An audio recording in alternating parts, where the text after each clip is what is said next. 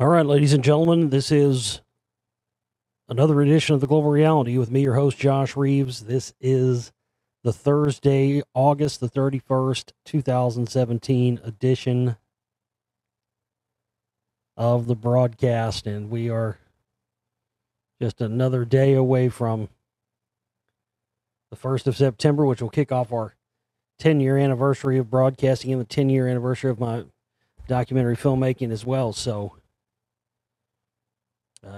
getting very excited about that and looking forward to celebrating with you all here in the month of September. But right out of the gates, the most important thing here to talk about before we get into what we're going to be talking about tonight, I'm not going to go on any more. I'm not going to do another Tupac thing for you tonight. I do have something else to mention on the Tupac thing, though, because there's so much, and there's something else I forgot to mention last night, which I'll talk about in a bit. And then I've got I don't know. I've got stacks and stacks of news stuff here that I've been wanting to get into, so we'll get into that. But again, the most important thing right now is that we've got less than 24 hours right now to reach our operating cost goal, so we can raise the minimum amount we need just to keep everything going every month and cover our overhead and everything it costs to keep everything going. Because when I'm not doing as many shows like I am now,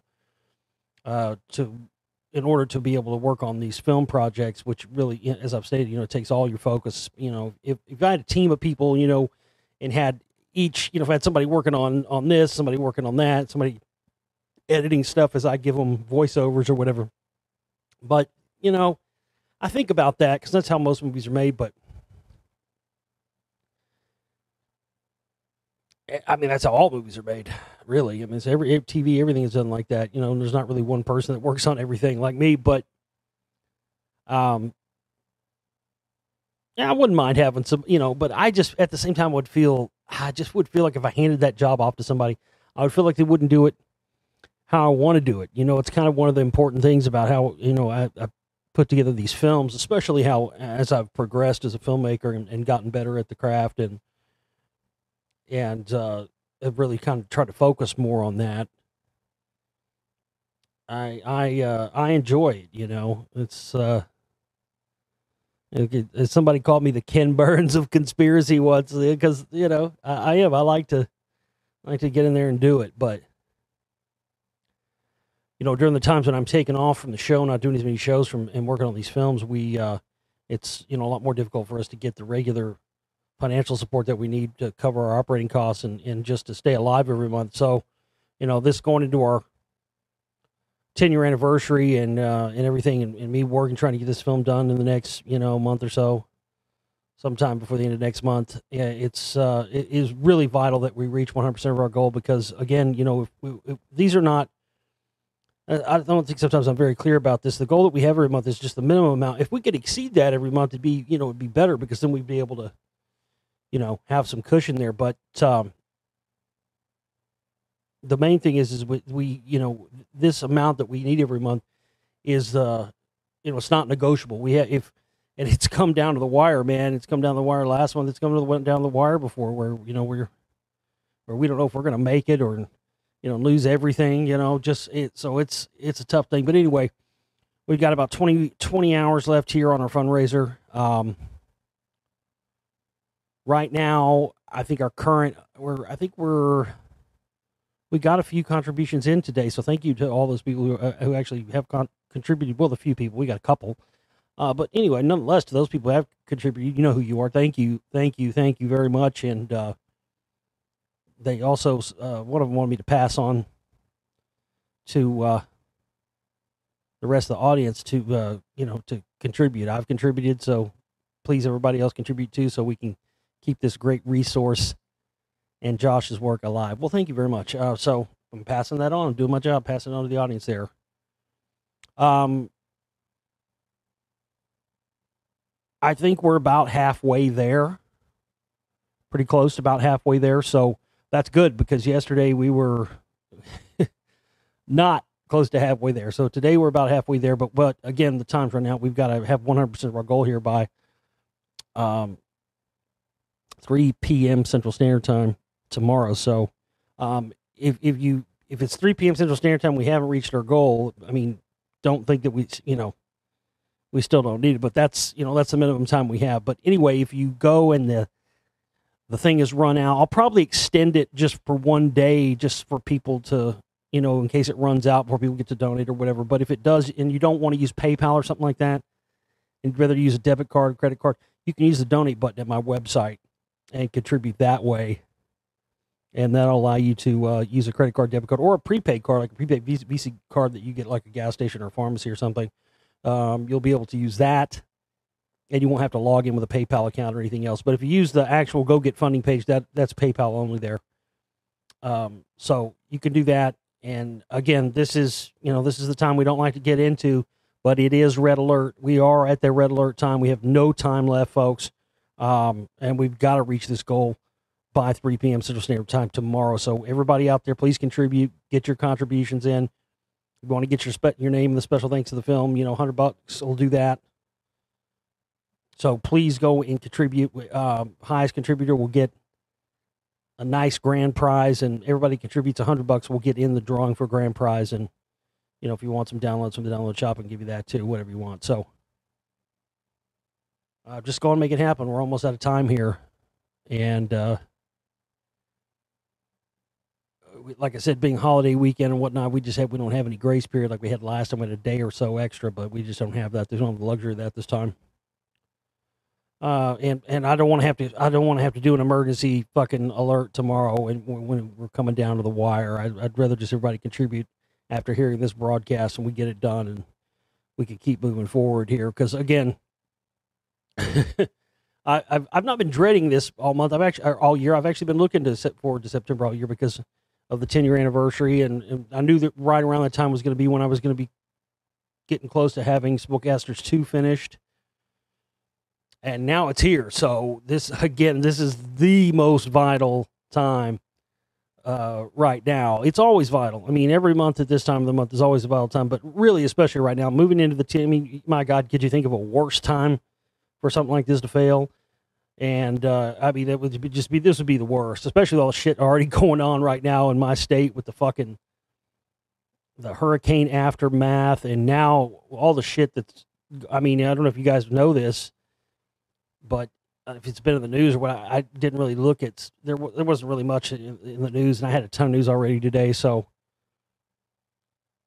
but everybody here in fucking Dallas, I don't know if it's happening. I'm sure it's happening in other cities, but up here, everybody's drinking the fear sauce.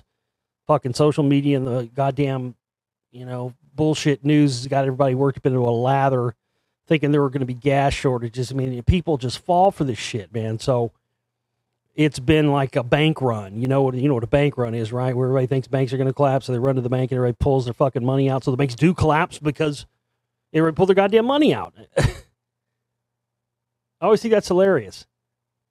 You don't want the bank to collapse, but everybody goes and pulls their money out simultaneously, which causes it to collapse. If you just left your money in there, it would have been fine. Well, same thing here. Everybody in Dallas got lathered up into a frenzy thinking there's not going to be any gas. So instead of just going and getting how much gas they needed, everybody's gone and fucking filled up their tank. So now there may not be, people may not be gas for a week. I mean, this fucking sucks. Especially when it's caused by just idiots going and filling up fucking gas cans and shit. I mean, it's just ridiculous. Leave it to, social media and the other idiots out there for making a bad situation worse. This happens every time, and you can't tell me it's just coincidence. Every time there's something like this, it happened during Katrina, it happened, any of these events you can name.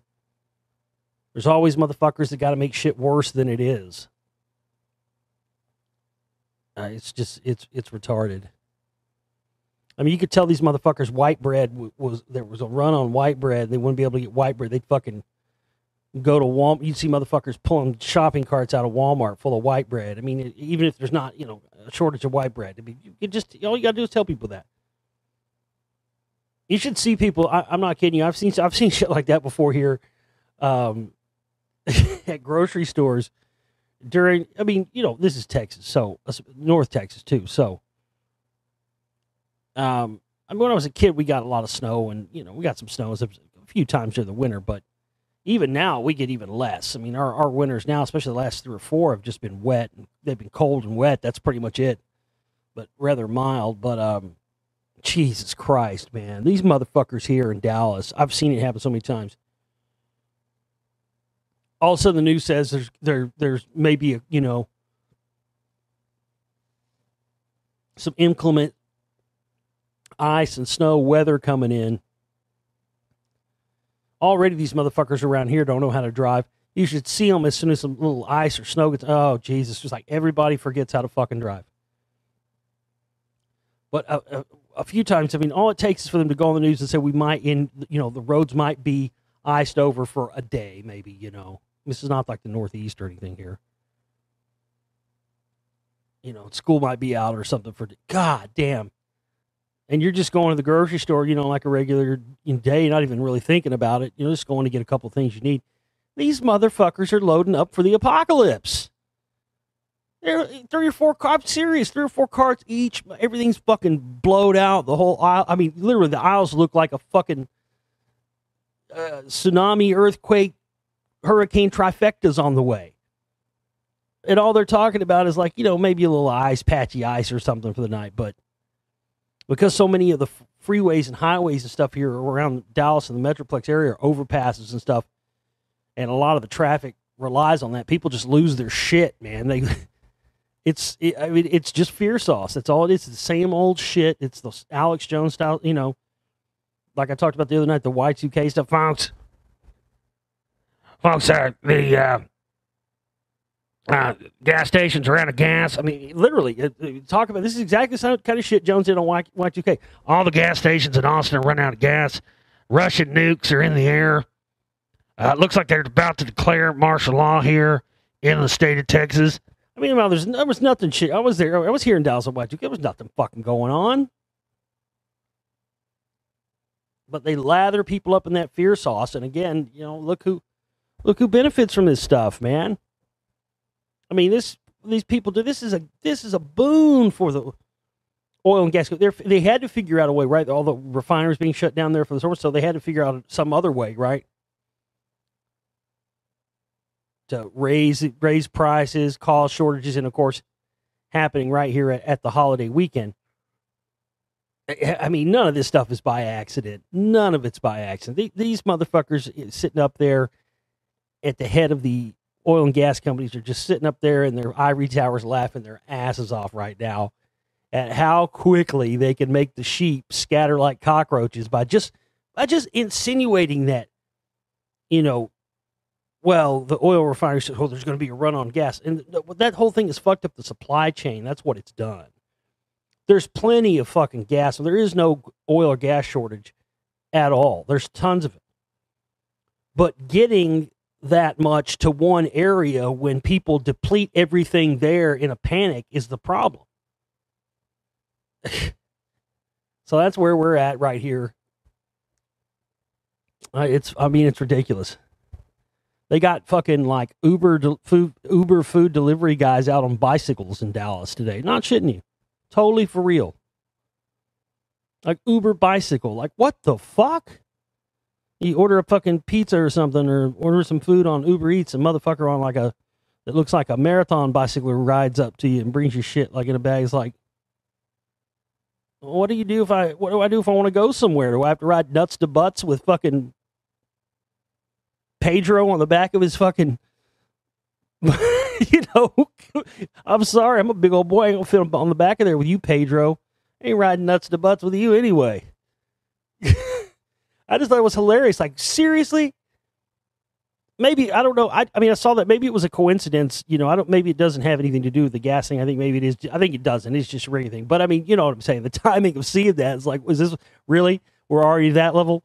You call an Uber, the dude shows up on a 10 speed.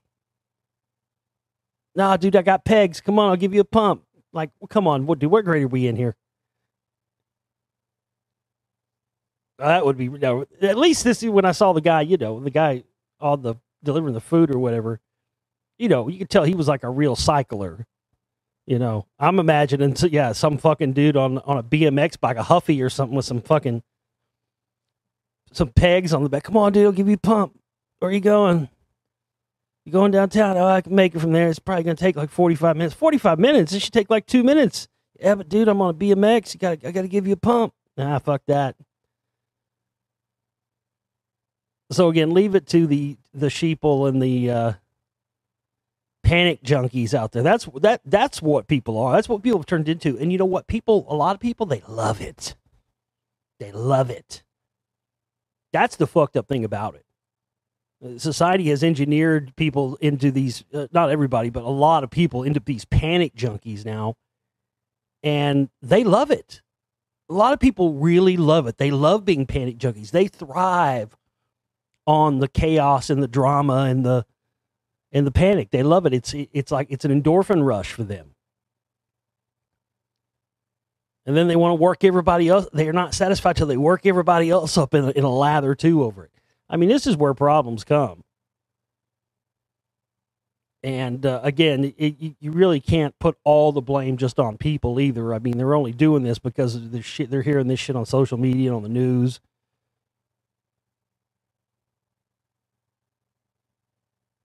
What I was going to mention that I did not mention about the Tupac thing, I forgot to mention this last night because this is a key important thing, specifically in terms of what I was talking about towards the end of the broadcast last night. And if you didn't hear the two shows, I did one on Monday and did one last night, both on the Tupac fake death thing and all the stuff surrounding. There's so much stuff surrounding the case. It ties into so many different things. If you hadn't heard both those shows, I definitely suggest you go back and listen to those. I think there's some good info in there. But another reason that he was such a threat and that he was targeted and they were trying to bring him down is because, and this doesn't get talked about a lot, didn't get brought up in the movie, doesn't get brought up in a lot of documentaries or stuff either, but Tupac and Death Row Records, there was, and Snoop Dogg and maybe some other of the rappers, there's a press conference.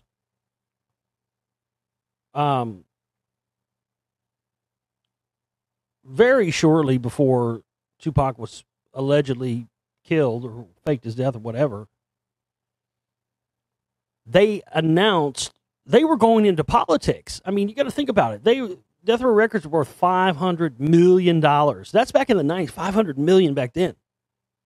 You know, you're talking about, and we're not talking about Apple level money, but I mean, you know, you're talking about $1 billion, $1.5 billion, close to that now after inflation and whatnot, 20 something years later. And so that was big money. And they were getting ready to move into politics. They actually announced, Death Row Records and Tupac, and said they were going to be getting into politics, starting their own party. They talked about starting their own political party that was going to represent the people, and not just black people, all colors, white people, Mexicans, people of all colors. They were going to be starting their, I mean, that was with Tupac and his, you know, Black Panther mother being one of the top level Panthers, and his stepdad being one of the top level Black Panthers, and them tracing him and tracking and following him his whole life, watching what he was doing and seeing the power that he got after his movies. And I mean, that, of course, that was another big thing, was the whole of them entering into politics. And since they kind of already been running in those elite circles and everything, this, you know, yeah, this was starting to become a problem. So anyway, I wanted to mention that.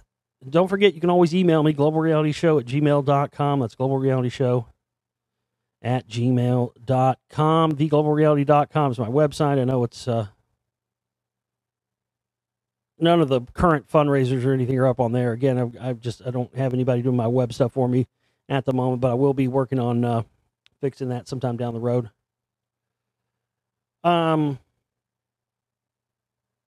Let's see here. What else was I going to mention? Oh, yeah, social media stuff, Facebook. We've got 2 pages over there, so go and add us on Facebook if you haven't done that yet. All of our fundraising pages and whatnot are all up there. We've got our 10th anniversary fundraiser going on.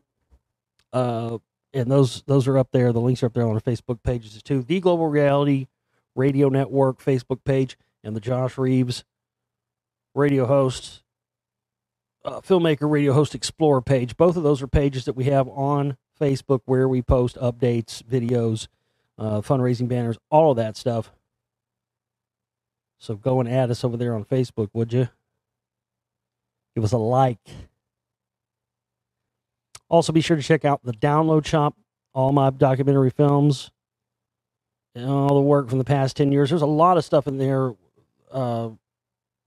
that can get you caught up. You want to hear older shows, we've got collections in there, and so there's lots of stuff. And of course, we've just recently put in the 10-year anniversary director's cut edition of my first film, 9/11 New World Rising, as well as the 10-year anniversary box set of all my audiobooks, 15 audiobooks, 91 hours total, all in small file size and all in individual files, so that you don't have to constantly go through, if one ends, each one is compressed into one solid file. We've never done that or offered that before. 91 hours, 15 audiobooks, all of them from all the stuff I've done over the past 10 years. $20, only $20 in the download shop from now until the end of next month. So be sure, if you're going to get one of those and you want to get it, it'll still be in there, but it's going to go up, because that's a lot of data, a lot of information. And not only that, 2 of the audiobooks are not available anywhere else except in that packaging, except in the download shop, Atlantis and the Giants and our History of Atlantis. Both of those sell for $10 individually. So if you buy both those for $20, to get both of them, you can actually right now spend $20 and get all of the audiobooks for the price that you would just get those 2 for. So it's a great deal, and I highly suggest everybody go and get one of those. And also you can pick up downloads of my other films there as well. Lost Secrets of Ancient America, The Secret Rite, Volume 1 and 2, and Spellcasters 1 and 1.5. They're all available in there to download. Okay, let's get into some news. The moon's origin story is in crisis. After decades of what seemed to be settled science, there's new conflicting evidence for how the moon might have formed. On December 13th, 1972, Apollo 17 astronaut Harrison Schmitt walked up to a boulder in the moon's Sea of Serenity. This boulder's got its own little track right up the hill. He called to his commander, Eugene Cernan, pointing out the mark the boulder left when it rolled down a mountainside. Cernan bounded over to collect some samples. "I'd rather not think about it," Schmitt said.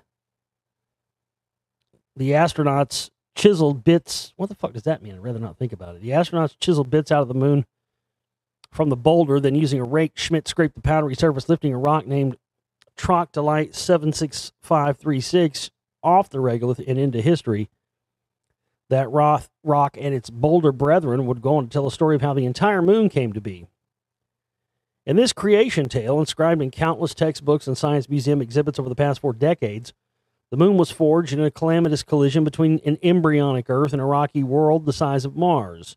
This other world was named Theia, for the Greek goddess who gave birth to Selene, the moon. Theia clobbered the Earth so hard and so fast that the worlds both melted. Eventually, leftover debris from Theia cooled and solidified into the silvery companion we have today. But modern measurements of Troctolite 76536 and other rocks from the moon and Mars have cast doubt on this story.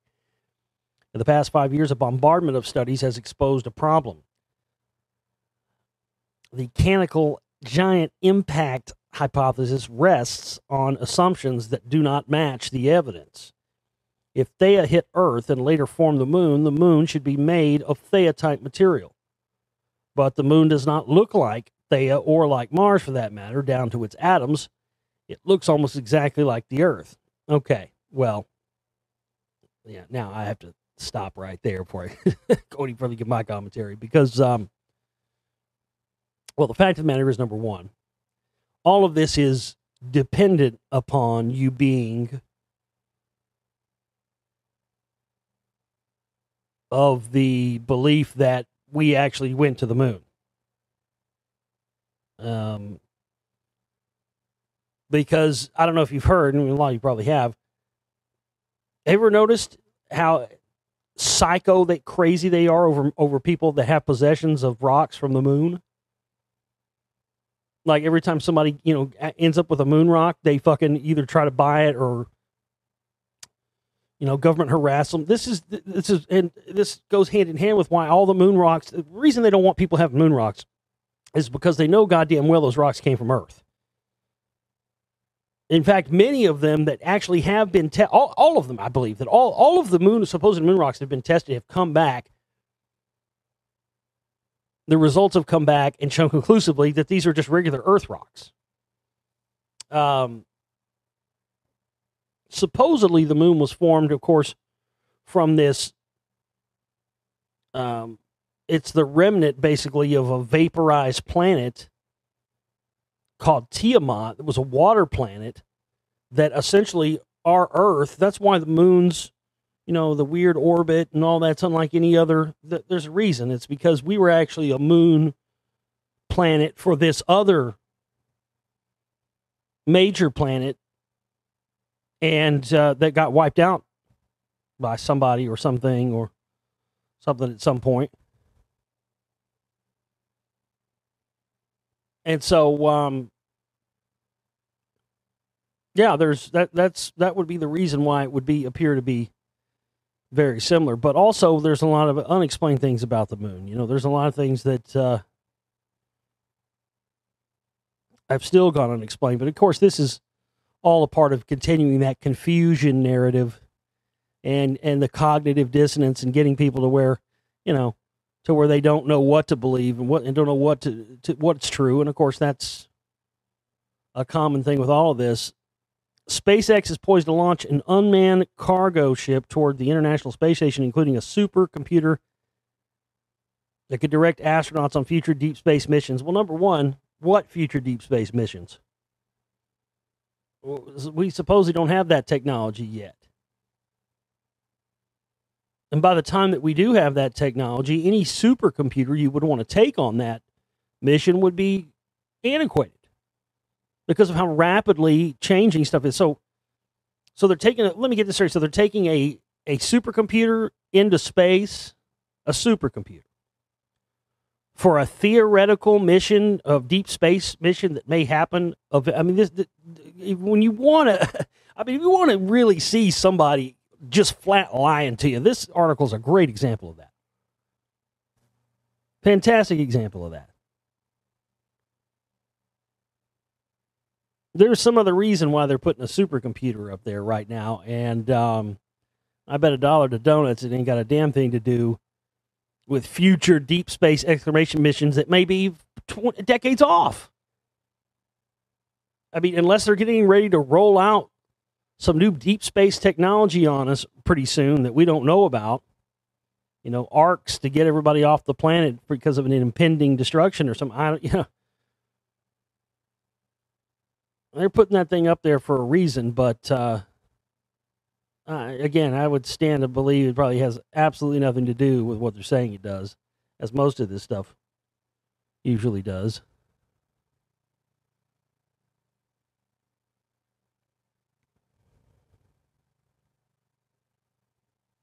Let's see what else we got here.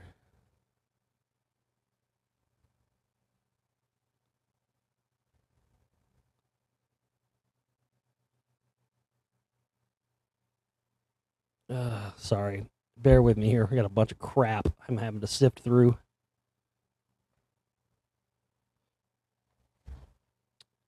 Here's one that ties into my rock wall and Lost Secrets of Ancient America research. Mystery of 8,500-year-old copper-making event revealed through material science. An international team of archaeological scientists, have put an end to the more than half a century-old claim about the earliest copper smelting event at the late Neolithic site of Katalahoyuk in central Turkey. That's a huge word. One of the world's best-studied prehistoric archaeological sites.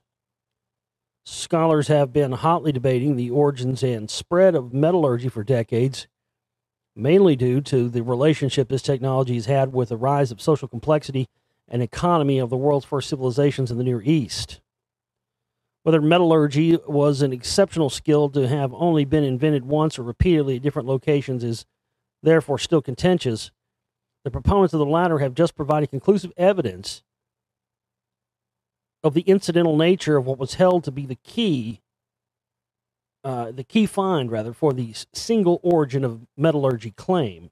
Published today in the Journal of Archaeological Science, the re-examination of AC 8,500-year-old byproduct from metal smelting or slag from the site of Catalhoyuk presents the conclusive reconstruction of events that led to the firing of a small handful of green copper minerals. It's interesting because, and how this ties into the rock wall. I don't know if this is exactly what I guess I'm judging by what, by this article, that what they're showing here is what they found. But I can't find a way to blow it up to see it larger. That would help me out. But just from looking at the small picture here, you can see the green copper, but you see these rings around them. And these rings look identical to the rings that were found in the rock wall, which I've actually held in my hand and touched. And they were smelted from copper, iron, aluminum, and tin. And nobody was using aluminum back then. Tin has never been found in any sort of major deposits outside of Russia. And when lab tests were done on this stuff, they determined they were smelted somewhere around 7,000 to 8,000 years ago. And that still would have been stuff that would have been recent in comparison to the wall, because we know the wall is, 432, somewhere in the neighborhood of 432,000 years old. And as I've said before, you can tell when you dig down the top layer of the stones are much newer additions that somebody added on to this thing. This thing is so old that, it was being used pre-flood, and then, after civilization stuff started to come back on land again, people 7,000, 8,000 years ago started finding this thing and using it for purposes, even though they didn't build it.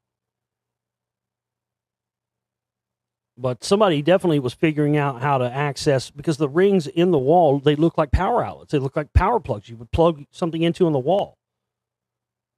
And because we know it produces electric current when sound vibrations are applied to it,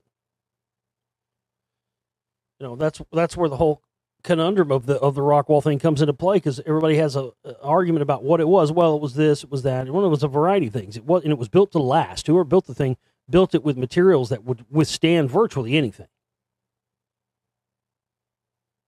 Sound, frequency, anything.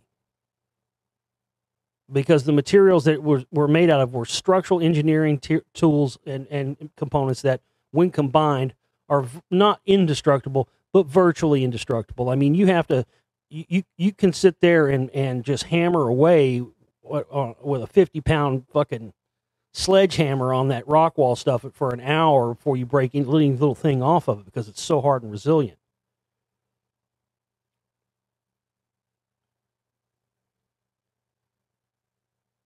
So, yeah, I mean, when you look at stuff like this, these copper rings we're talking about here, 8,500 years ago, smelting going on. This is near Göbekli Tepe and all that. It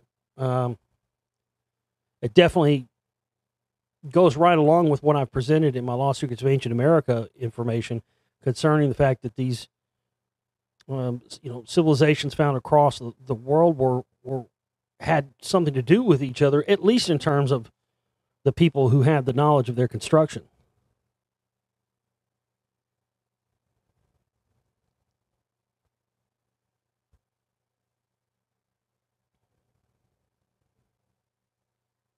Let's see what else we have.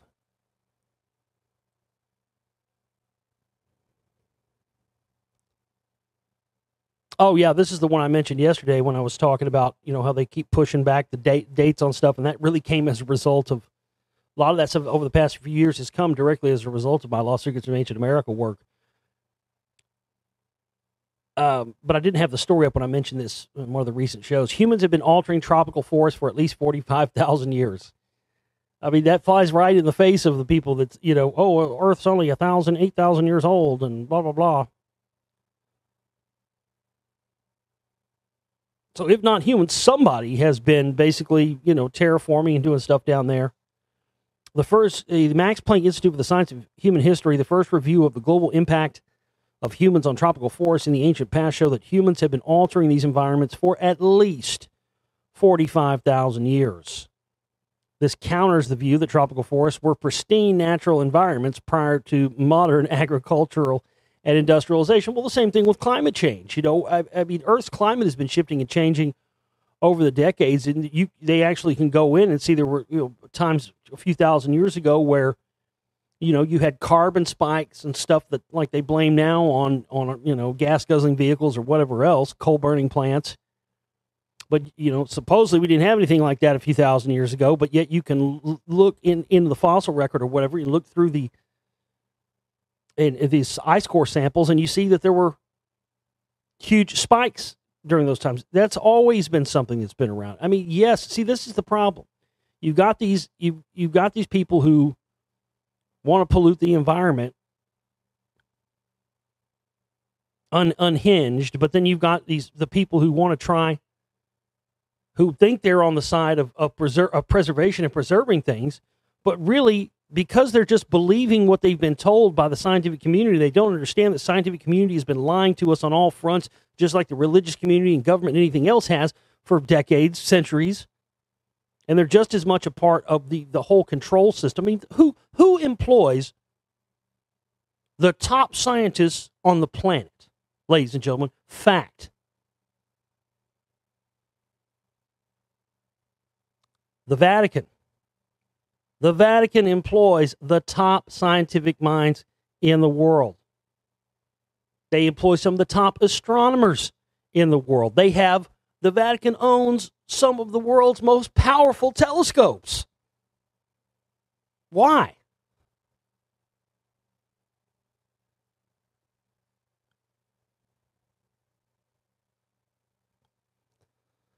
So that's the problem. People who there are a lot of people out there who, they have good intentions but they just don't see that we've been lied to on so many fronts. So they believe that I don't know, the whole thing with depopulation, and we need to depopulate the planet, and that fucking voluntary extinction program, that shit was not a joke. Where people were like, "Oh, volunteer to kill yourself for the environment, to fight global warming and save overpopulation." You know what? There's the line. I'm right behind you. Go on, go ahead. Yep, go on and do it. Right there with you. Yep, go on. Go voluntary extinct. These motherfuckers would never do this shit themselves, though. Because if they did, there wouldn't be anybody to run the website, right? But let's murder ourselves. Let's kill ourselves so the animals and this shit can live. I mean, look, everything here. I get it. I get that it's sad when you have mass extinctions of animals, and it's sad when you have species of animals that go extinct on this planet. But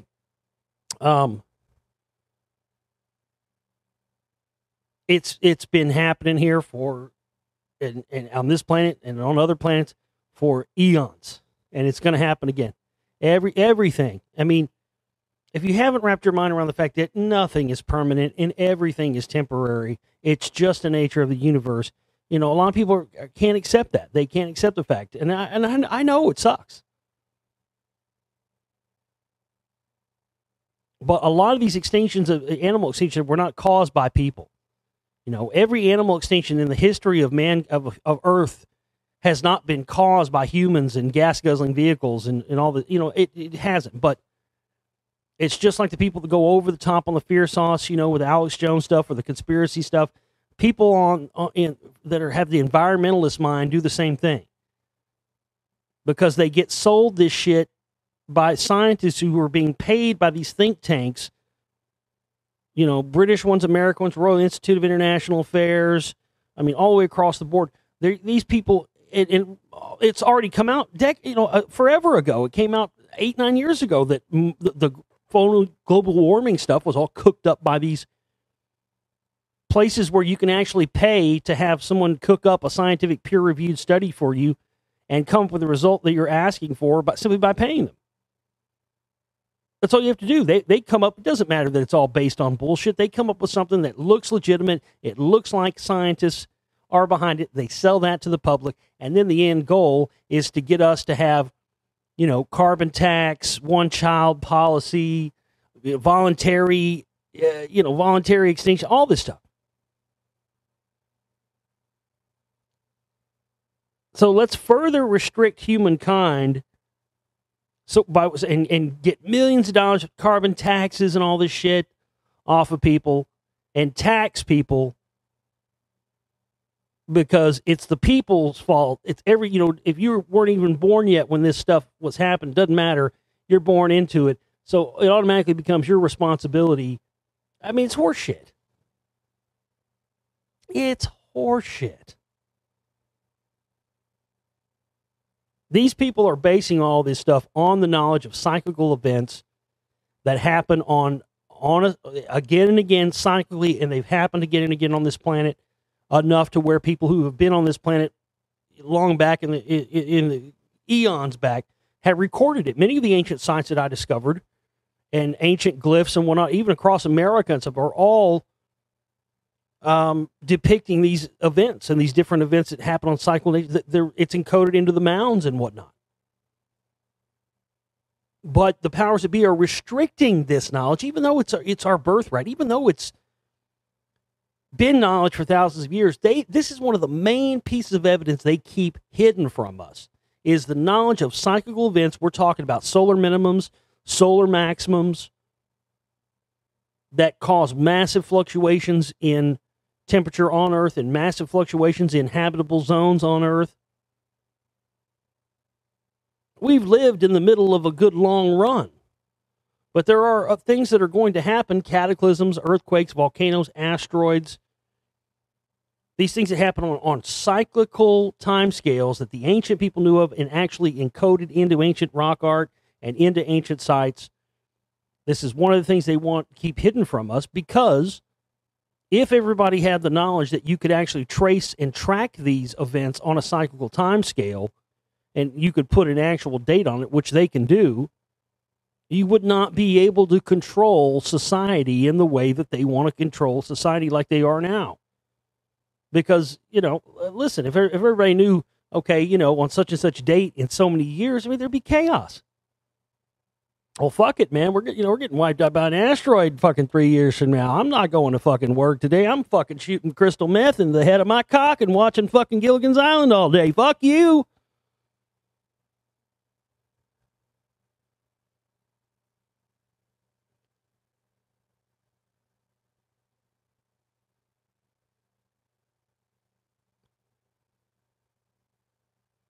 What else we got?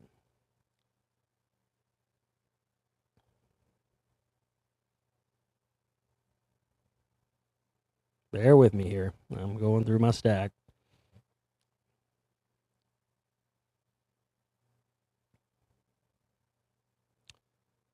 Talked about that one already. What else we got? I've got so much stuff it's been piling up here. I'm sorry, I apologize. Bear with me. I've just had tons and tons of news and stuff, and I've kind of this week gone off on other topics and not covered as much news. So my goal really here tonight was try to clear out as much of this as possible. God, I had so much crap piling up here.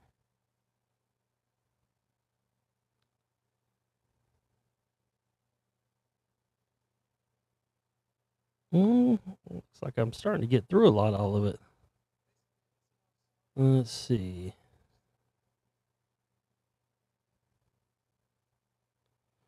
We talked the other night about stuff about AI creating. They said for the first time. Of course, it probably happened 20 years ago, but AI composing and creating an entire album by itself. Now, well, that's just the beginning of it. How many of you saw? They've been doing this quite a bit over the past, 7 or 8 years, and it progressively gets better. I think the first one they did it in was that Tron remake or the Tron sequel or whatever, where they had Jeff Bridges, and they made him look like, 1985, 84 Jeff Bridges. And it was realistic. You could still tell it was CGI, but, it still looked legitimate. Well, they've done it, a lot more time since then. The most recent one I saw this year, I guess, was the Guardians of the Galaxy 2. And they did that with Kurt Russell. They made him look like, he looks like fucking 1982 Kurt Russell. And then, that's all done digitally. Yeah, this is going to change the whole game. Because eventually it is going to get to the point where they'll be able to create entire movies that look real. How do you think reality is going to be manipulated when it gets to that level? And it's not far off. I mean, you think staging something like 9/11 and all that, or whatever it may be. I mean, they'll be able to, basically they could make a digital. I mean, God, it is beyond even stuff like Philip K. Dick, even stuff that he envisioned with like Minority Report and stuff like that. It's even beyond that. In Minority Report, Philip K. Dick wrote about, had the whole true crime or pre-crime thing, which of course they've already been talking about having that technology for past 10 years, and police now using it, whatnot, pre-crime. I mean, this whole idea of that, but I mean, this technology is going to give them the ability to, if you can make a movie and make it realistic and it looks like a real person to the point where it's completely indistinguishable, you could make something and have video, say it's video evidence of somebody murdering somebody or doing all manner of things, to set somebody up. This is, it's going to really get messy. Script supervisors, editors, CG artists, and actors all had better look out. It's all over by 2045. We're no longer running the show. Following Paul Walker's death in 2013, the Furious 7 filmmakers faced the delicate task of finishing the film using a digitally created version of the actor. To do so, they resorted to performance capture with the help of the actor's brother Caleb and Cody, as well as painstaking computer animation from a team of VFX house at VFX Virtual Effects House Weta. That was state-of-the-art in 2014, but imagine if instead a computer could have stepped in, watched all of Walker's performances in the previous Furious films, learning the minute details of how he walked, talked, and even raised an eyebrow. And then imagine that artificial intelligence took over and itself helped to create a digital performance for Walker's character. This isn't so far off. Again, as I mentioned yesterday, if they're talking about this now as if it's coming, that tells you right now they probably just now got this technology. They're saying 2045. Yeah, this is probably doing this right now. You've probably seen stuff. We all probably have. We've all probably watched stuff already in the news or whatever it may be that is already that. We see it and we don't have any reference point for that technology. We think it's another 25, 30 years off, what have you. Meanwhile, they're using it right now in front of us and may have been using it in front of us for many years. This isn't so far off. Now that the use of computer graphics is commonplace in movies and TV, artificial intelligence may be the most important technology to emerge in Hollywood. Potential AI-driven applications in which the machine takes over and can learn and think for itself could function as script supervisors, take a first pass at film editing, even create performances either for digital characters that resemble actual humans or more fantastic CG characters.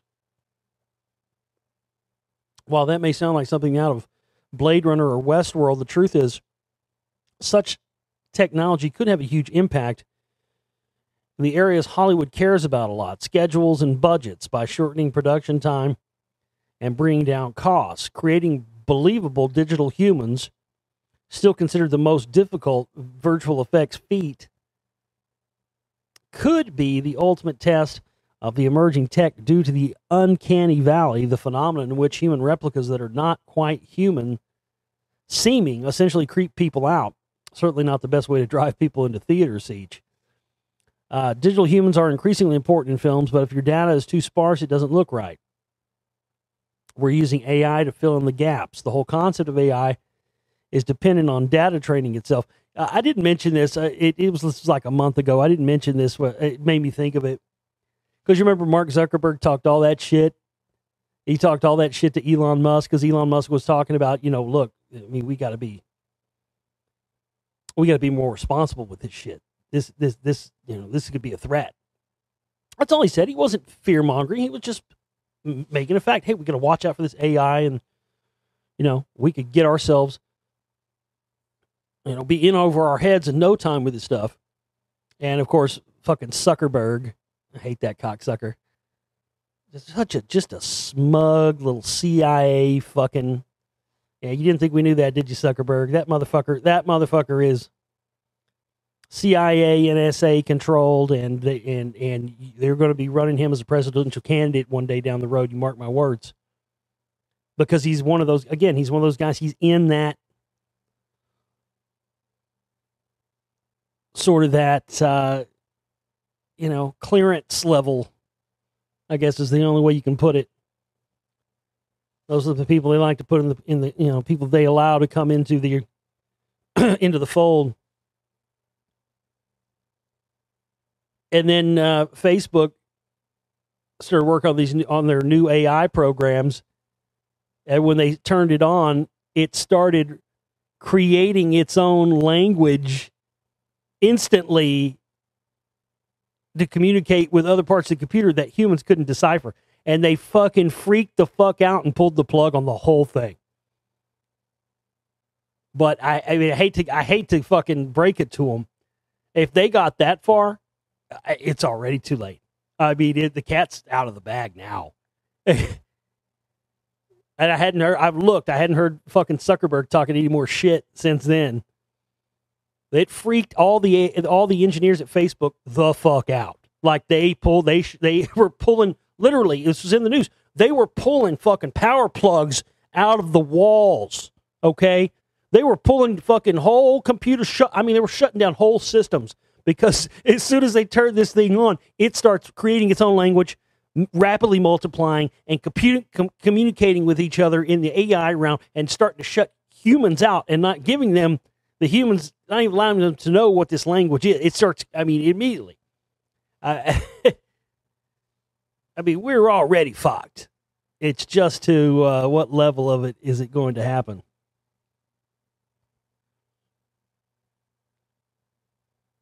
It's, everybody knows it. It's our destiny. It absolutely is our destiny. And it's our destiny because it's been the destiny of people in the past. We're not the first people this has happened to. Whether you want to talk about Atlanteans or pre-Atlanteans or life on other planets or anything else, people wonder why we haven't found other, carbon-based life forms or whatever else out there, and why a lot of this stuff, like stuff people see, UFOs, they think are little green men and stuff. Those are probes, man.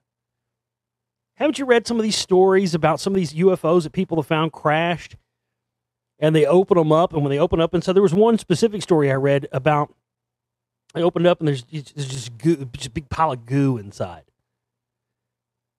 And it's like some, computer controlled organic thing. Of course, we would do the same thing. We would, before we go to some outer worlds, we'd send probes and stuff there.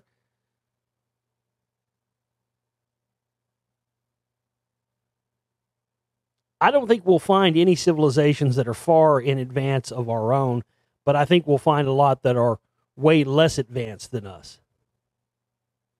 Because it seems, and this is just my speculation, but it seems that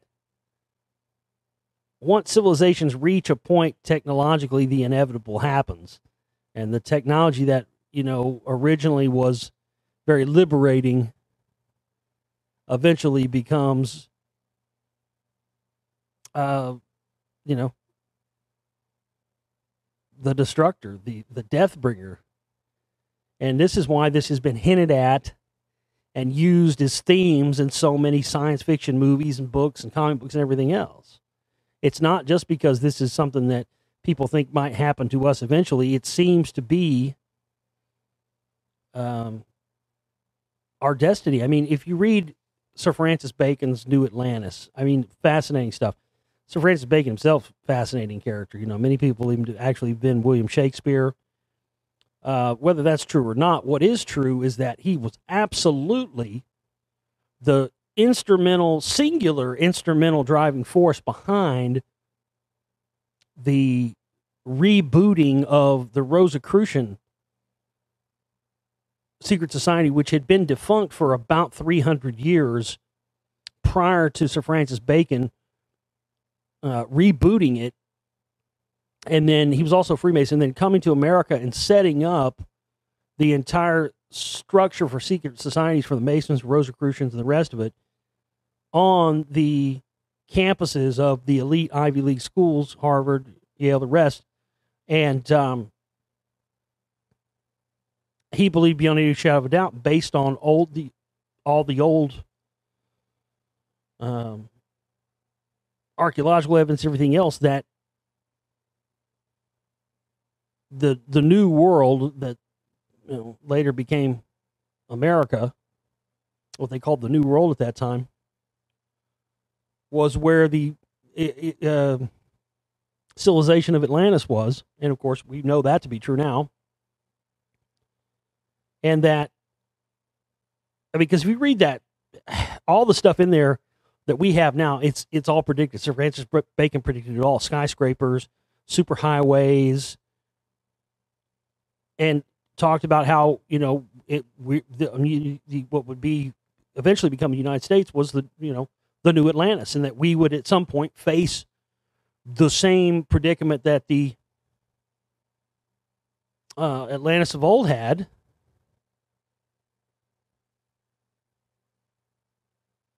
From coming up with all of this technology and it becoming powerful, and at some point having to make the decision between power for the sake of more power or using this power and technology for the betterment of all humans. And that just like Atlantis, we would eventually reach the point where if we didn't do that, we would face our destruction the same. And I think that this is a common thing, and I think that in many ways the elite are pushing and working towards that. It's like a prophecy that they want to make sure is fulfilled. Because, make no mistake,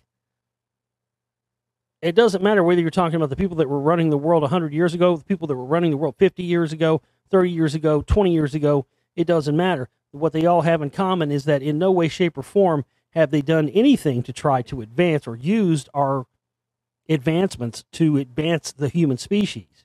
It really is all about keeping us at a controllable state so that they can keep their, the whole thing just perpetuating itself infinitely. Ancient science, mysterious Babylonian tablet could hold mathematical secrets for today's researchers. Oh, really? Y'all want to start talking about Babylonian mathematics now, huh? Because you didn't want to talk about it a few years ago when I was doing Lost Secrets of Ancient America stuff. They don't want to talk about it when I talk about why all these ancient mounds and ancient sites all have 666 encoded into them. They want to talk about Satan and devil. And that brings me to another thing I'll get to in a minute. Because I heard somebody sent me a message last night and said something about, I knew somebody was going to do this, but most of my listeners are smart enough at this point to know.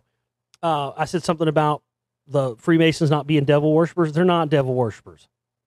And some guy, of course, somebody wrote me, oh, well, what I read is that they worship Lucifer. Wait a second. See, that's where you're wrong. That's where you fucked up.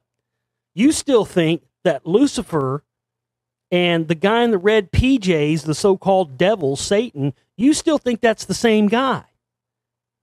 Until you can understand that's not the same thing and the same person, you're not ever going to wrap your mind around what Freemasonry is really all about. They are not Satan worship. They don't worship the guy in the red PJs, and they don't put pentagrams. The mention of Lucifer was only ever mentioned by Albert Pike in Morals and Dogma. Now, Freemasonry existed well before that book was ever written. And it pertains specifically to Scottish Rite Freemasonry. That's what it specifically, that the Morals and Dogma book, I have a second edition copy. Thank you very much. Yeah, the guy in the red PJs and the guy that supposedly roasts you for an eternity in hell and all that BS, not the same person as Lucifer. And if you do your research and actually study this stuff, you can discover that. But yet, it's not your fault. They've constantly tried to reinforce it. You see it in movies all the time. But if you actually do the study, not the same person. Not the same thing at all.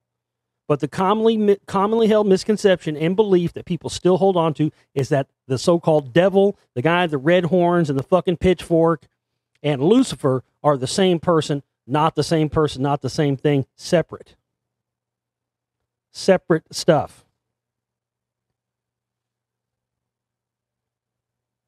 And so when I started discovering, 666 is encoded into all these ancient sites, and these mounds and these different earthworks and whatnot, uninformed people, oh, that means that whoever built these were Satan worshipers and devil worshippers. No, long before it was ever associated with that, it goes back to the Babylonian base 60 numerical system, which the ancient, Native Americans did not have knowledge of. Most Native American tribes didn't even have their own language. They did not have. It's one of the key reasons why, on top of all the other evidence, why you know that these ancient sites were not built by Native Americans. They did not have knowledge of the base 60 sexagesimal numerical system. The Babylonians had a numerical system for numbering their gods. The sun god of the Babylonians was numbered 666. This is why you have stuff like the Serpent Mound or, any of these other ancient sites that all have this 666 encoded into it and all happen to be aligned to what? The solstices, sunrise and sunset, the equinox, sunrise and solstice. They relate to solar events that happen on Earth. That's where it is. But of course, you'll get these religious zealots who are trying to, they use all this truth and knowledge to try and justify their own existence and then still give people bullshit and fake information with it. So they use it to say stuff like, well, they found a giant skeleton nearby this place and it's got 666 encoded to it. So these guys were, this was the Antichrist on Earth. That's who built these ancient sites. That's literally what they want people to believe. Anyway, I can't read this article now because it just keeps crashing every time I try to read about the Babylonian tablet. So that's all for naught. Repeating radio signals coming from distant galaxy detected by astronomers. Repeating radio signals from a mysterious source in a dwarf galaxy 3 billion light years away have been detected by astronomers using the Green Bank Telescope in West Virginia. Scientists with the Breakthrough Listen initiative, a massive project dedicated to finding signs of intelligent life, recorded 15 repeating fast radio bursts on August 26th. The discovery was announced as an astronomer's telegram and will be described in further detail in a forthcoming scientific article, according to a statement from Breakthrough Listen. FRB's fast repeating radio signals last just a few milliseconds and appear to be coming from deep space. Because they have an extremely short duration and because scientists usually find them in data only after the event has taken place, pinpointing has not been possible. Since their discovery over 15 years ago, almost 24 FRBs have been recorded. Most often they are one-off events, but in 2016, scientists announced in the journal Nature that they found a repeating radio signal, FRB 121102. By monitoring and tracking this repeating burst, they were able to trace it back to a dwarf galaxy 3 billion light years away. Still, the source remained elusive. Nothing that we know of in that region of space could be producing these signals. Nothing that we know of. I mean, come on. 3 billion light years away? Like, we know everything going on 3 billion light years away. Come on. That I was mentioning that earlier with the whole deep space travel thing. The whole deep space travel thing it's go ahead and get it out of your mind. It can't happen. There was actually a new information and new studies that came back that talk about how the immune system of humans just doesn't know how to operate in space. And eventually, and I think they are starting to sort of get on to this, whether it has something to do with the discovery of ancient sites and ancient technology in places like Iraq, or not. I don't know if it has anything to do with that, but they are starting to come around to the idea that teleportation, figuring out how to, teleportation and portals and stuff, Stargates and stuff like that, that's going to be the only way. And when you look at the evidence, I mean, there's plenty of evidence that that's how ancient people arrived here, not in ships and, space cruisers coming across the galaxy. They arrived here in these portals. I mean, in fact, next article ties right into that. The Ark of the Covenant. The Ark of the Covenant supposedly being this power source for the bond between heaven and earth, which is a power source. That's why people have lost hair and stuff around. It's like nuclear that powers, it's a battery that powers this Stargate or portal or whatever you want to call it that allows you to go across from one point to the other across great distances. And I think I read a few months ago, they just teleported like, I don't know, was it quarks or neutrons or neutrinos? They teleported something from Earth into space and back. Yes, it was just particles, but again, I think a lot of focus, and I think that's why there's been so much focus on trying to restrict and find all this ancient technology, because they've started to figure out, a lot of people believe they've been using this for a long time. And you talk to the people that, I don't believe any of that. Anything that comes out of Project Camel Toe, I don't believe. But you do have people out there that believe that,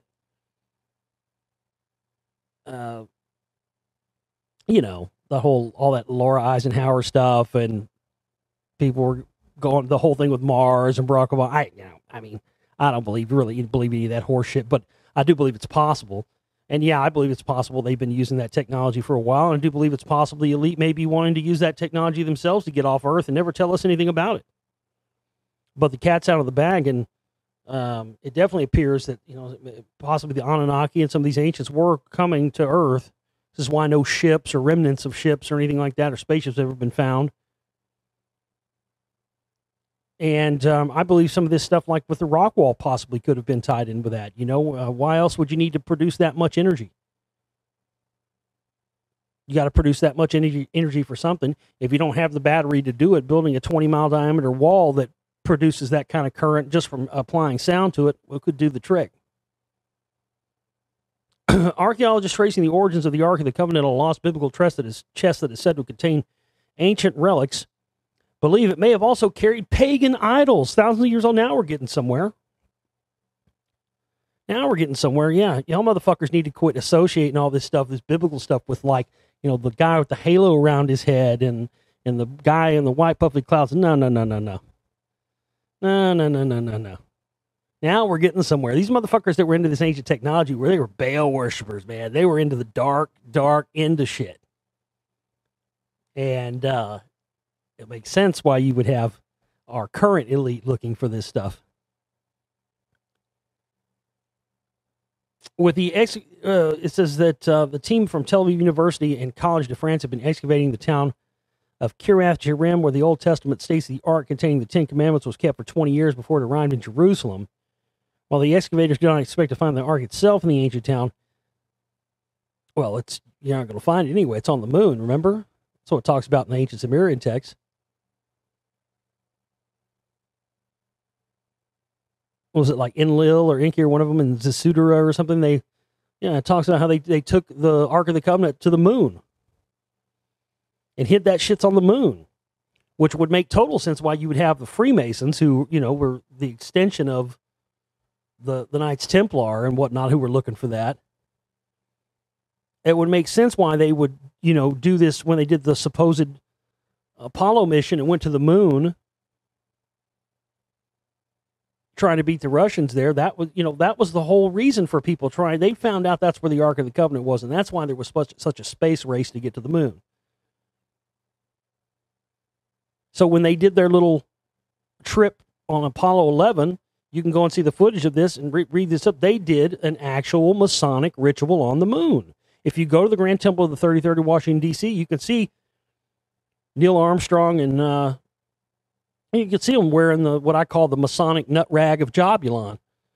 That's those aprons. They had them over their spacesuits. They did a fucking ritual on the moon to declare the moon the property of the Grand Sovereign Master of Worldwide International Freemasonry, so that eventually when they do go up there, the Freemasons, who used to be the Templars, who wanted the Ark of the Covenant originally, can claim the Ark of the Covenant for themselves. They wanted to do that preemptively before anybody got up there for real. I call it, every time I say that, somebody laughs and sends me an email. What's the nut rag of Jobulon? And what's Jobulon? Well, Masons always wear those little prissy looking aprons. Everybody always talks about what a fucking, oh man. Everybody talks about John Wayne. John Wayne, he was a man's man. John Wayne was a fucking Peter Puffin fairy that dressed up in women's clothes and was a Freemason. And you can see pictures of him wearing the fucking apron nut rag. Not that, if you're gay or whatever, not that I have a problem with that, but I'm just saying. If you're going to be gay, be gay. This whole touting, people always tout John Wayne style. John Wayne was a big fucking fairy. Give it up. Please. And he was a Masonic fucking Peter Puffin fairy. Again, not there's anything wrong with that, but, let's not try to make him out to be something that he wasn't. Go look at those. There's nothing gayer in your life you will ever see than the picture of John Wayne wearing one of those little pansy-ass aprons, what I call the Masonic nut rag of Jobulon. Yeah, that's what they use to wipe the nut up with after they get done pumping each other in the butt in their Masonic rituals. And Jobulon, if you don't know what fucking Jobulon is, Jobulon's this fucking, it's fucked up, man. It's like supposedly the secret god of Masonry, even though I've found little to support this, but a lot of people believe it. I've found very little myself in ways of supporting that they actually do worship this secret god named Jobulon, but supposedly it's like it's a trinity of, it's like it's got like the fucking, it's like a spider with like the head of a cat and the head of a goat and like the head of some dude that looks like Prince Charles. It's on like a spider body. It's this fucked up like amalgamation of three. Look it up. Some people say it's Jehovah, Baal, and Osiris combined is what job. I don't believe that, but that's what some people have purported and put out there. I've never found anything to support that, but I have found the stuff about Jobulon and it's there. But supposedly that's the secret god that they worship. It's not some devil or anything. It's some fucking weird thing with like a head of a cat with a spider body with some dude's head on it. It looks like Prince Charles. It's fucked up. Anyway, that's what I call you heard me say that. That's what I call the Masonic nut rag of Jobulon, is those little pansy-ass aprons they wear. But it's all part of the pomp and circumstance of the ritual they do and progressing up the food chain. All right, well, I guess I'm going to leave it there, folks. Again, we're just flat out of time. This is red alert time. And we've got to have everybody getting your contributions in by 3 p.m. on Friday. Again, if it's past 3 p.m., we haven't reached our goal, by all means. That means you should definitely still donate. And I'll extend it for a day so we can make sure we get everything in here in case we don't reach our goal by 3 p.m. But if everybody goes and contributes, and many hands make light work, we can get this done.